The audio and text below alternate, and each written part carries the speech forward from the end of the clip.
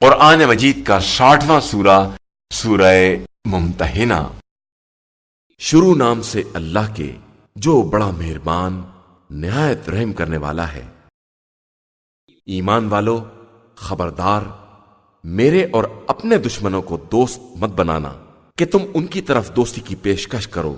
جبکہ انہوں نے اس حق کا انکار کر دیا ہے جو تمہارے پاس آ چکا ہے، اور وہ رسول صلی اللہ علیہ وآلہ وسلم کو اور تم کو صرف اس بات پر نکال رہے ہیں کہ تم اپنے پروردگار اللہ پر ایمان رکھتے ہو۔ اگر تم واقعاً ہماری راہ میں جہاد اور ہماری مرضی کی تلاش میں گھر سے نکلے ہو تو ان سے خفیہ دوستی کس طرح کر رہے ہو جبکہ میں تمہارے ظاہر و باطن سب کو جانتا ہوں، اور جو بھی تم میں سے ایسا اقدام کرے گا وہ یقیناً سیدھے راستے سے بھاگ گیا ہے۔ یہ اگر تمہیں پا جائیں گے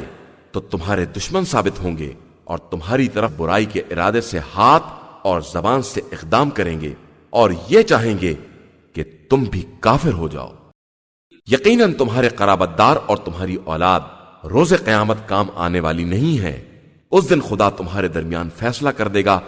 اور وہ تمہارے اعمال سے خوب باخبر ہے۔ تمہارے لیے بہترین نمونہ عمل ابراہیم اور ان کے ساتھیوں میں ہے، جب انہوں نے اپنی قوم سے کہہ دیا کہ ہم تم سے اور تمہارے معبودوں سے بیزار ہیں، ہم نے تمہارا انکار کر دیا ہے اور ہمارے تمہارے درمیان بغض اور عداوت بالکل واضح ہے، یہاں تک کہ تم خدائے وحدہ لا شریک پر ایمان لے آؤ، علاوہ ابراہیم کے اس قول کے جو انہوں نے اپنے مربی باپ سے کہہ دیا تھا کہ میں تمہارے لیے استغفار ضرور کروں گا لیکن میں پروردگار کی طرف سے کوئی اختیار نہیں رکھتا ہوں۔ خدایا، میں نے تیرے اوپر بھروسہ کیا ہے اور تیری ہی طرف رجوع کیا ہے اور تیری ہی طرف باز گشت بھی ہے۔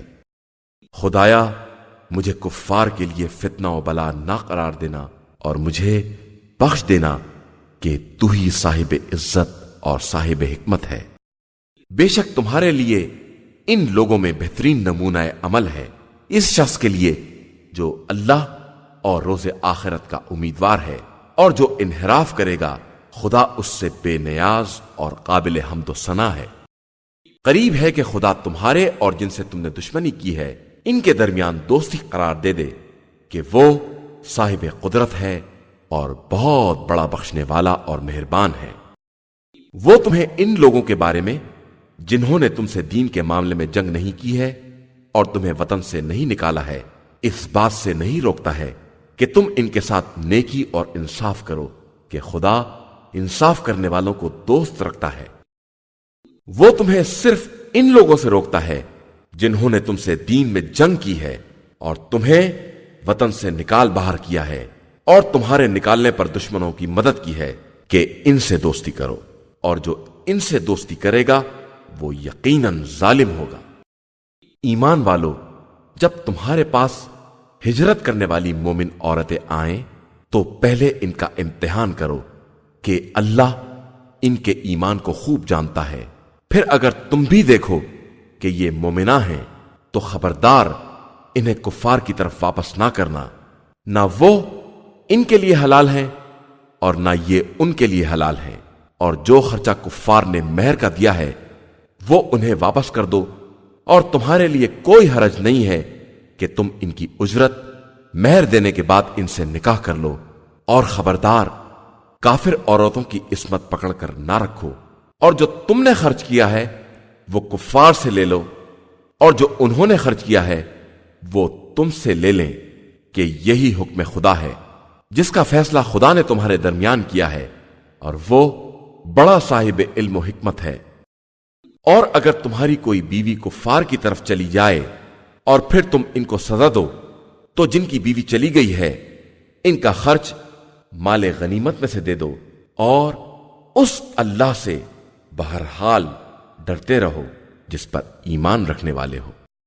پیغمبر صلی اللہ علیہ وآلہ وسلم، اگر ایمان لانے والی عورتیں آپ صلی اللہ علیہ وآلہ وسلم کے پاس اس امر پر بیعت کرنے کے لیے آئیں کہ کسی کو خدا کا شریک نہیں بنائیں گی اور چوری نہیں کریں گی، زنا نہیں کریں گی، اولاد کو قتل نہیں کریں گی اور اپنے ہاتھ پاؤں کے سامنے سے کوئی بہتان لڑکا لے کر نہیں آئیں گی اور کسی نیکی میں آپ صلی اللہ علیہ وآلہ وسلم کی مخالفت نہیں کریں گی تو آپ صلی اللہ علیہ وآلہ وسلم ان سے بیعت کا معاملہ کر لیں اور ان کے حق میں استغفار کریں کہ خدا بڑا بخشنے والا اور مہربان ہے۔ ایمان والو، خبردار، اس قوم سے ہرگز دوستی نہ کرنا جس پر خدا نے غضب نازل کیا ہے کہ وہ آخرت سے اسی طرح مایوس ہوں گے جس طرح کفار قبر والوں سے مایوس ہو جاتے ہیں۔